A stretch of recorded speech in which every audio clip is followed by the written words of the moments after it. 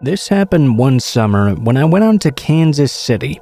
I was 19 years old at the time, and I had to leave my family's house. My parents were both really homophobic, and I never wanted to come out of the closet to them. Although some parents like that may come around eventually, I knew for a fact that mine would not be like those examples. I had a friend who had moved out of there right after high school, who was about a year above me. She was going to school out there, but her parents had rented her an apartment so she didn't have to live in the dorms. She had always been very accepting of me in high school and invited me to come and live out with her while I began to try and establish a life of my own out there.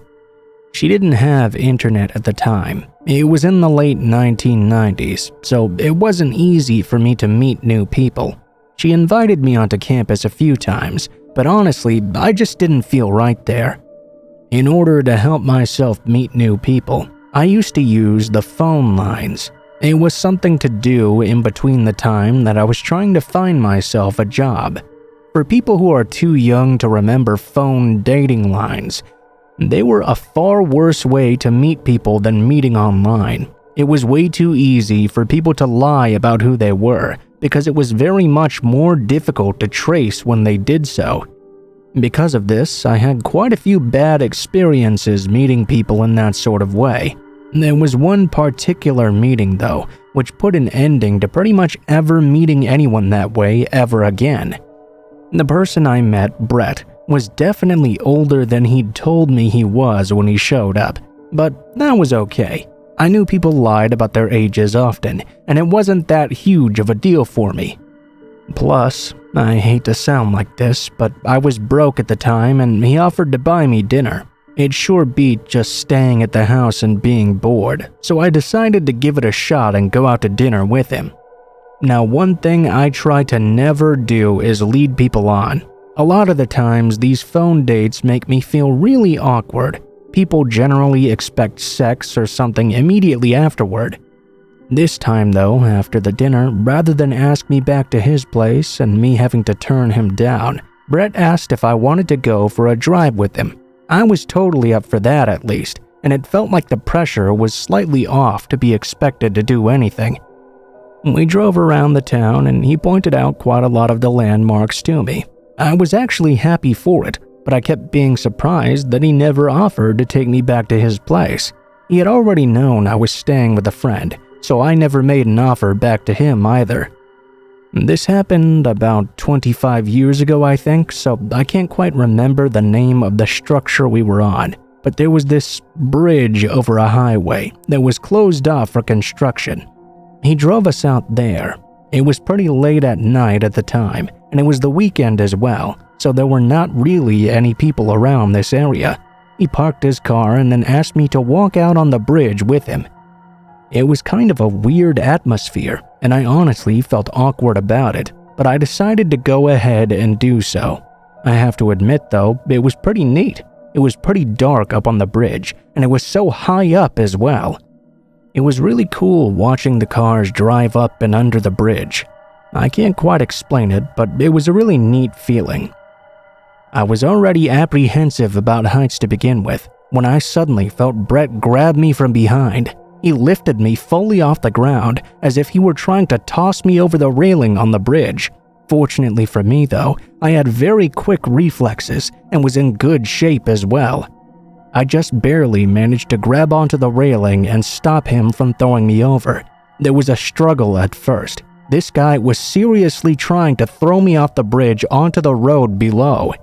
I actually thought for a moment there was a chance he was going to get me over it too, but I had a good grip on the railing and I was able to find some leverage.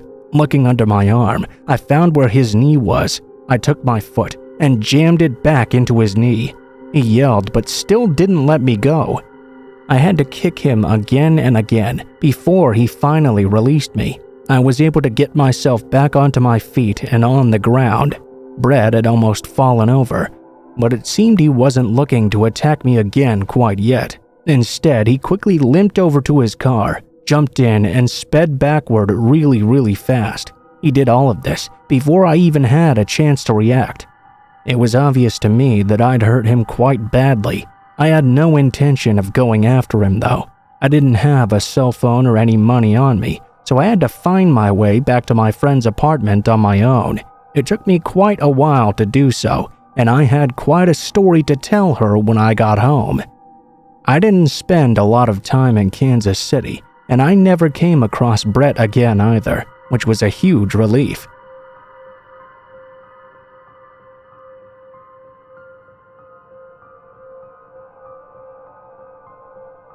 I'm a 32-year-old woman who was hired to be a manager at the gym I now work at. It's a pretty boring job, to be totally honest with you. I was hired more for my managerial and office skills than gym knowledge, which is basically zero. I had never gone to the gym a day in my life. It's not exactly my thing. Genetically, I'm skinny as a twig, so I never really even thought about it until I got my job. During the time this happened, I had already started considering quitting. I had worked there for a few years, and it made me feel like my life was draining away every second I was on the job. I had already worked there for a few years, and it made me feel like my life was draining away every second I was on the job. Plus, I didn't enjoy that every time a physical fight would happen, which was quite often, people would come to me for help. Yeah, like my 5', 90-pound self is gonna do anything about two men pushing 300 pounds fighting each other. What am I supposed to do exactly? Get in between them and ask them politely to stop? That would probably end in my death. Occasionally, if I was lucky, it would be some teenage girls fighting instead, and all I had to do was threaten to call the police and they'd get scared of getting in trouble with their parents, so they'd stop with the hair pulling and slapping almost immediately. This night, however, I was absolutely not prepared for what was about to happen in a few moments. The day started quite boring as usual. I did all my office work and no one really bothered me. Every so often, I'd do some rounds about the gym just to observe how my employees interacted with everyone and make notes on things I thought could be improved. The gym I worked at was open at some weird hours. 24 hours a day, Monday through Friday. Saturday, we were open from 5 a.m. to 10. It was a Saturday night at around 9:30 when things started to get a bit weird. I was sitting there in my office doing some paperwork and watching the cameras when I saw a woman walk in. I did think it was a little bit strange considering we were closing in only 30 minutes.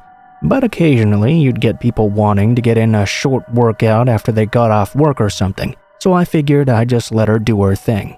If she wasn't done by about 10:10 or so, I'd politely ask her to leave for the night. We still had quite a few people in the gym who were regulars anyway, that got every second of workout time they could, so the gym was about half full or so. I continued watching the woman on the security cameras because I was quite suspicious of her at first. I also noted that she came in wearing what looked like some white scrubs, like she'd just gotten off a nursing job or something. She had no bags with her to change clothes and just went straight to working out in this outfit. Only she did everything in this really strange way. Like using the leg press with only one leg and no weights attached to it. Every time she would do a rep, she would laugh, and not like a regular laugh or a giggle either. She would loudly cackle and look around, then begin talking as if someone was standing next to her, except of course there was nobody there. She did the same thing on multiple machines. I ended up having one of my employees rush into my office and tell me it was a safety issue. I needed to go out there and tell her to use the machines correctly or she could really hurt herself. At first, I told my employee to tell her herself, but she said that she already had, and the woman had just glared at her, then looked directly behind her and started speaking to someone who wasn't there. Needless to say, it freaked out my employee quite a bit, and the woman continued using the equipment in an unsafe manner. She figured she'd have to come to me to tell her. I really didn't want to have to deal with this, but it was part of my job that I had to do continuously every day. So I got on my way. I walked out of my office toward the woman and immediately noticed she had begun sweating quite profusely. She was holding a dumbbell that could barely stay in her hand without slipping out from the moisture pooling in her palm. I could see the sweat from even 20 feet away. At this point, I was really worried something was wrong with her. She was going to hurt herself by dropping this on her foot and breaking a bone or something. I went up to her, and the smell emanating off of her was disgusting. I mean, totally putrid. It smelled almost like she'd soiled herself and started rotting, and wasn't even noticing. I had to do everything I could to keep myself from gagging, as to not offend this poor woman. Ma'am, I'm gonna have to ask you politely to use the equipment properly. There are guides placed on all the machines and walls around the gym displaying the correct way to use them. We don't want you to get hurt. The only response I got from her was this strange growling sound, as if she were growling at me like a dog. I found this super weird, obviously. She wouldn't look at me, and instead of agreeing, she just continued using the dumbbell like she had been before. She was kind of throwing it from one hand to the other while jumping around randomly. It was a lightweight dumbbell, so it wasn't too scary, but at the same time, obviously we can't allow her to continue doing that. There was something really strange going on here. Around this time, I tried telling her to put the weight down and just leave. She ignored me, but this time raised her hand in the air, as though she were going to strike me with it. Now panicked, I did the only thing I could think to do. I reached forward and pulled the weight out of her sweaty hand. And that's when things got really crazy. After I snatched it away from her, a sort of frenzied behavior began. She started screaming like a monkey, then went up and picked the lighter dumbbells and started throwing them randomly across the gym. Mirrors along the wall shattered as they were struck by the weights. She even began throwing them at other people, and unfortunately she managed to hit a middle-aged woman right in the leg, which made her fall to the ground. Weights were being thrown in every direction. The only way I was going to be able to keep as many people safe as I could was by forcing everyone out of the gym and calling the police. Once everyone was out, I went back in to try and de-escalate the situation. The older woman who had been struck with the weight was still on the ground grabbing her leg in pain, unable to get outside by herself, so it seemed she was unable to walk. I had to make sure nothing was going to happen to her. Someone had to go in and protect her from this mentally ill woman throwing things that could kill somebody. Before I went back in, though, I instructed my employee to call the police. They arrived about 20 minutes later and entered the building cautiously. While I was trying to talk the woman down, she started talking again to people who were not there. She kept looking around the gym as she said in a panicked voice, "Please, I don't want to kill them. Don't make me. They won't hurt me. They're the good guys." "You're lying. They won't take me back there." She looked at the officers and screamed, "You can't take me back. I won't let you." That's when she went back to tossing dumbbells at the police, and through all the fear and confusion, I gotta say I was a little bit impressed by her strength. She began running out of the lightweight dumbbells, and she was throwing the heavier ones just as hard. The police pulled out their tasers and warned her that if she didn't stop right now, they'd have to hurt her. I don't really think she knew what they were talking about though, since she wasn't really in her right mind. She kept on tossing them, and before I knew it, she was on the ground convulsing in shock. They put her in handcuffs, but as they were taking her away, she just kept screaming she was sorry over and over. It seemed like she was really scared too. By the time they let her out of the gym, a large group of onlookers had formed outside, and somehow the news got a hold of what was happening as well. They had somehow showed up too. For the next few days, they ran the story as a crazy woman taking hostages at the local gym, but that wasn't the case at all. This false narrative actually made me quite mad once I was given the full details of what happened. I gave the police the security footage of everything that happened that night, and they took my statement as well. Thankfully, no one was permanently injured. The woman who was hit in the leg ended up with a pretty nasty bruise and was released from the hospital later. The gym closed for a few days for repairs to fix everything that was damaged by her throwing.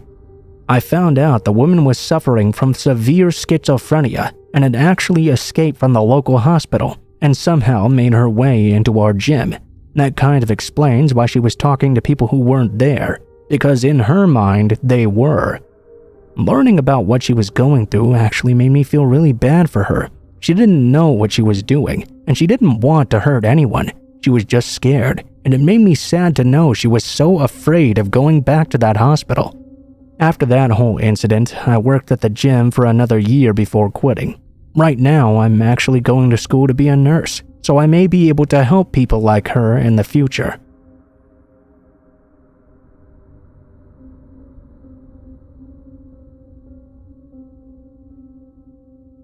Hello. I wish to tell you where my fear of going into the water comes from.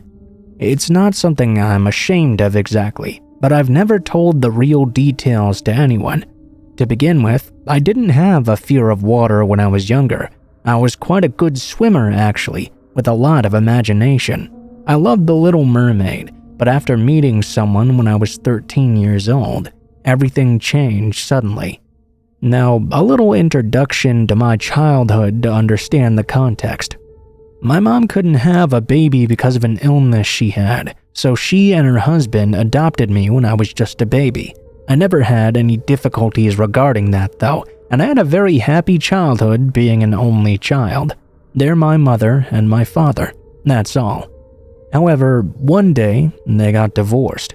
My dad had an affair with a younger woman. She got pregnant, and he told my mom when the pregnancy was almost done.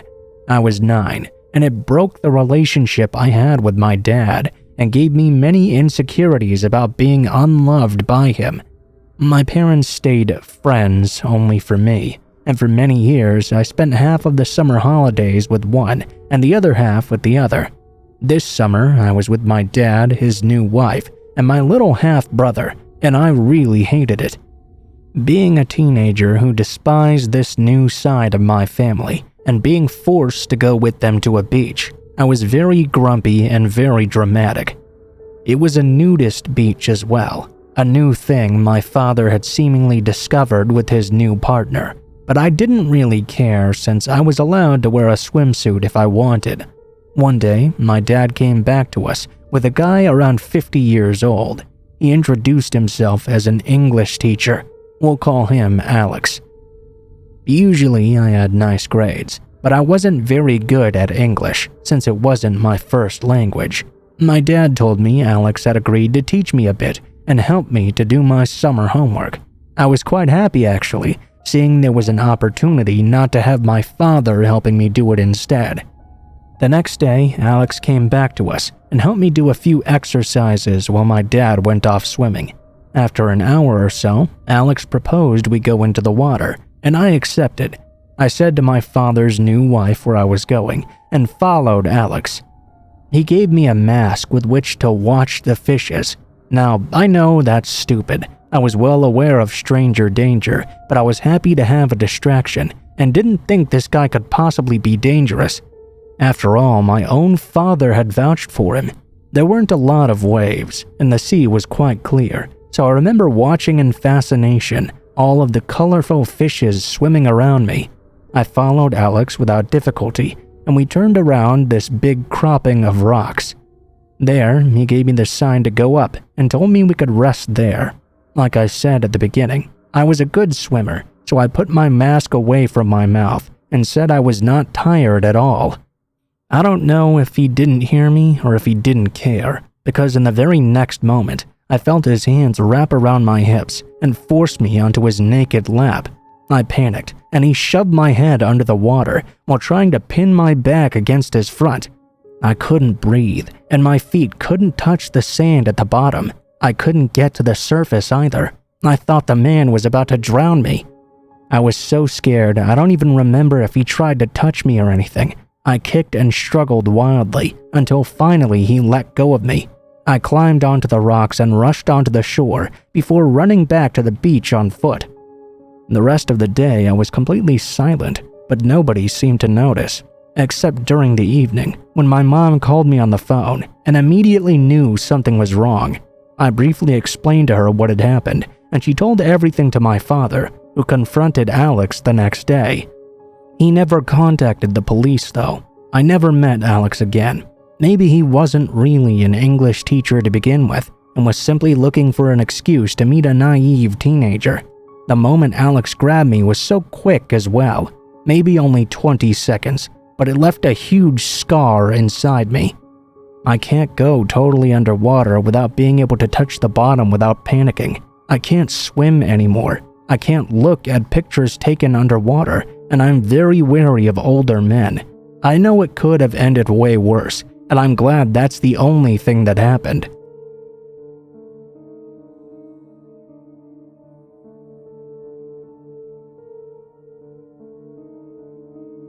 I lived in a small suburbanish area of a small town. My house was very close to my grandparents' house. It was my house on one block, a large church with a large parking lot was the entirety of the next block, and then the block of my grandparents' house right after. My grandparents were both retired, and so every day during the summer, while our parents were at work, a few of my cousins and I would go over to spend the day at my grandparents' house. Honestly, it was a really fun childhood to have.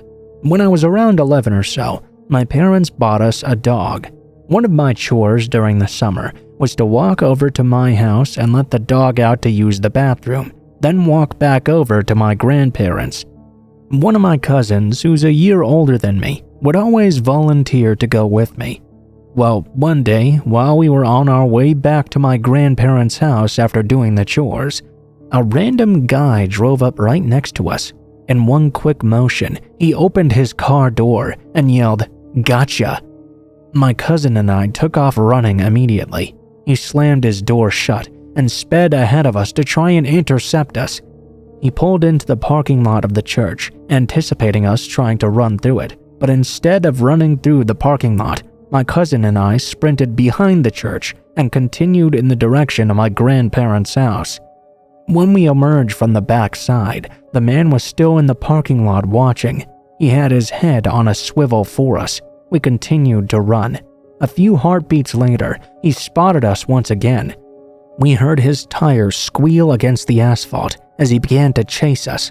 Thankfully, we were very close to my grandparents' house and quickly made it inside.